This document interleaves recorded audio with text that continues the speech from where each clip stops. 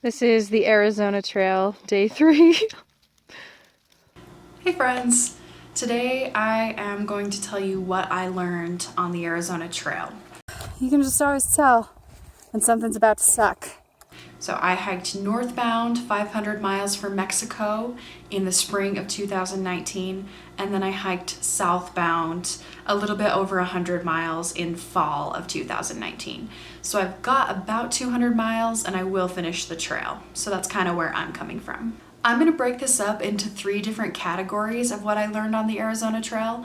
First is just kind of trail advice that I learned and that I would pass on to people if they were going to hike the trail. The second one is more technical things that I learned and advice related to gear and things like that. And lastly, what I learned on the trail that to me was like a revelation, things that I just didn't know. So what I learned on the Arizona Trail advice. First of all, make like the animals. A lot of desert animals are diurnal. So what that means is that they are most active during dawn and dusk. So morning time and evening time. And you are going to do yourself a favor to do the same thing.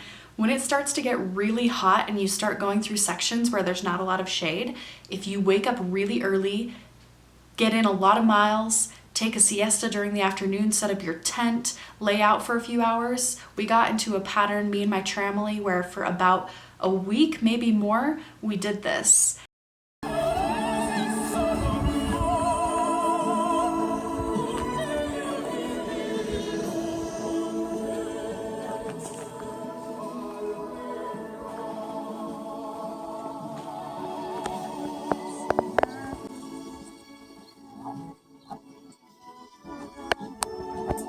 And part of it was because we were hiking with a dog, but I think that it actually helped us maybe get more mileage in or feel more prepared and feel more energized because we would wake up super early and hike, sleep during the day or just hang out, eat, try and find shade, and then in the afternoon, then we would hit it hard again.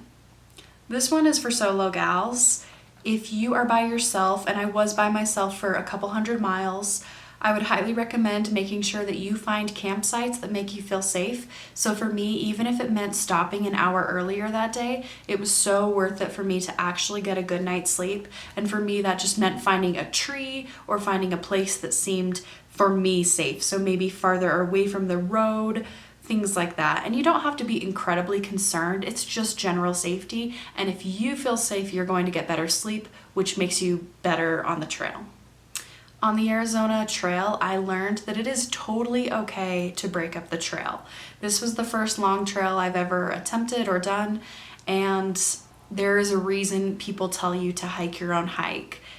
It doesn't mean that you're any less of a hiker if you break it up into sections. That is totally okay, and you don't need to feel ashamed of that like I did.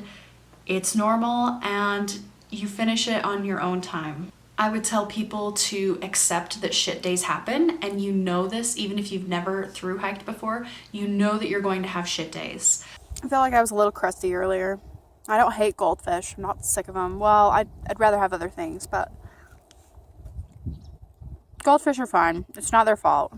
When you're out there, it can get a little bit intense, and just remember that sometimes things happen. Sometimes you bang your head on a tree, sometimes you think you might run out of water, sometimes you're hangry, sometimes the weather is awful, or you get attacked by flies. Shit happens. And finally, just for general advice, I would say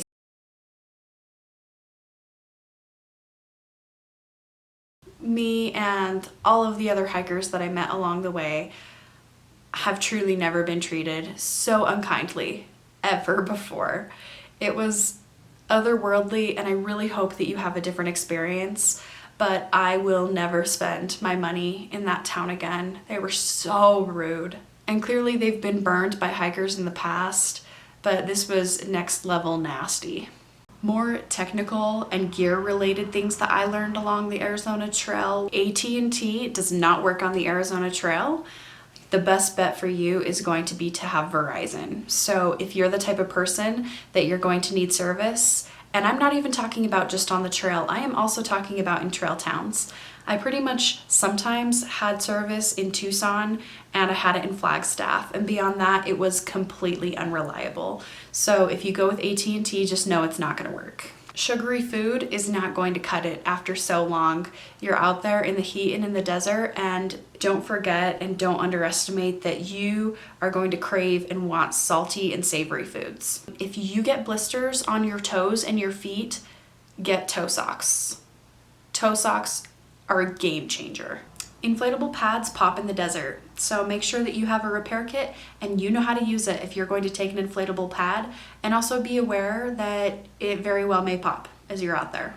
I spent probably about 2 weeks sleeping on the ground because of this.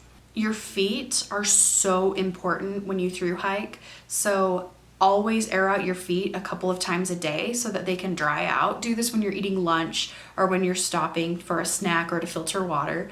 And for me, trail runners was for sure the way to go. Remember, you know your feet though, so if you know that you need more ankle support or arch support, do things to adjust for that. You know, wear high tops or put in inserts. I really like these ones called Walk Hero. They were awesome, but trail runners for me were the way to go. I did hike about 100 miles in boots, and that was not great.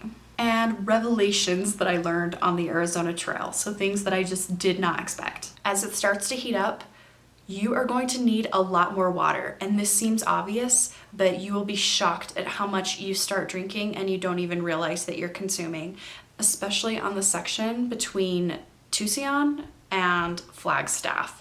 That is a very barren section, and oftentimes the water is nasty, so make sure that you are packing heavy.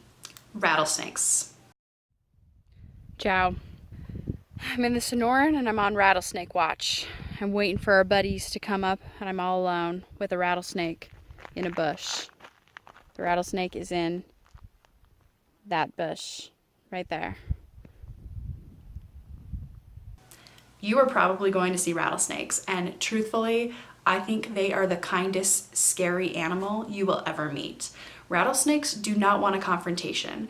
The reason that they shake those little rattles is because they want you to stay away. They want to avoid a confrontation.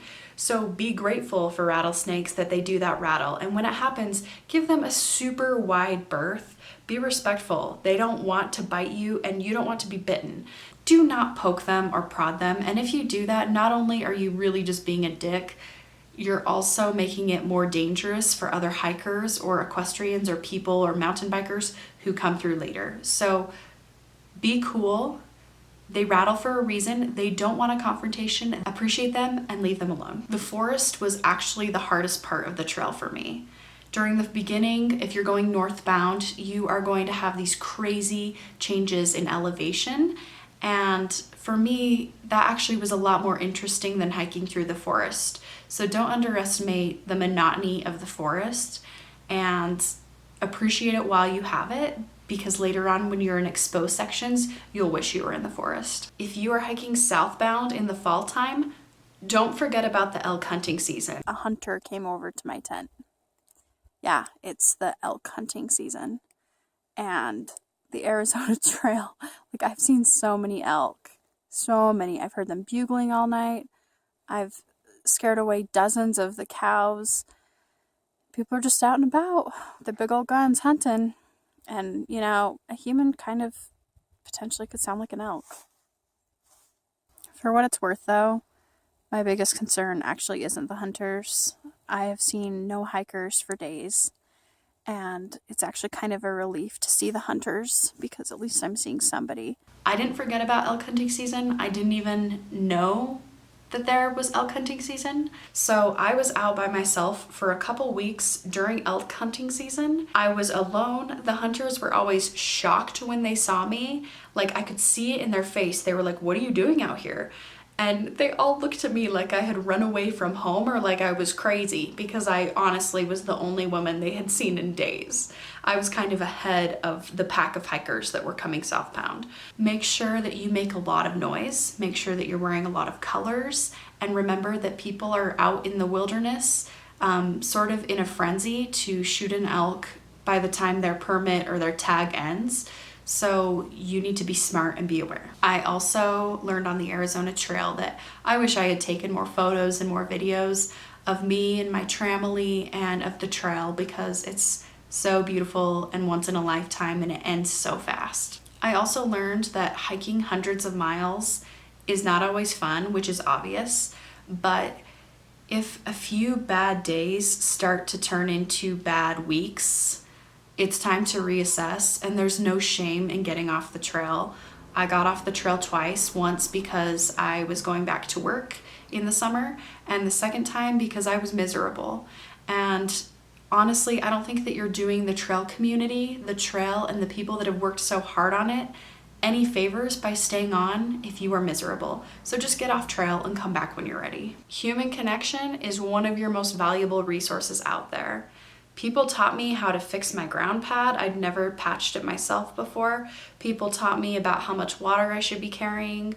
Every time you see people, make sure that you make an effort to say hi, make a little chat. You know, your miles aren't as important as the human connections out there. That really is what makes through hiking so special and why the hiker community is awesome, which is totally another thing that I did not expect out there, is just that the hiker community would be there. I thought that because this was a smaller trail, not only in distance, but also in the amount of people who hike it each year, I didn't really expect any kind of trail community, and I was blown away by the kindness of other hikers and trail angels. So make sure that you make an effort to make that connection, and make sure that when other people make the effort, you are there to connect on that side.